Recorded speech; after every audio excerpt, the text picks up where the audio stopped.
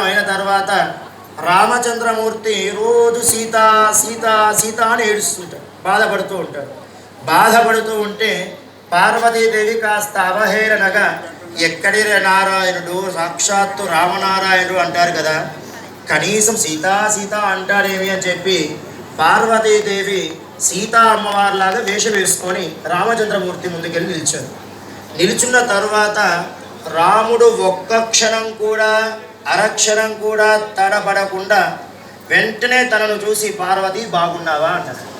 సీతా అమ్మవారిలాగా వేషం వేసుకొని వెళ్ళాడు. అదే సీతా అమ్మవారిలాగా వేషం వేసుకొని తిరిగి శివుడి వెళ్ళిన తర్వాత చూసి తప్పైపోయింది అన్న తర్వాత ఆ రోజు నుంచి శివుడు పార్వతీదేవితో కాస్త మర్యాదగా దూరంగా ఉంటున్నాడు.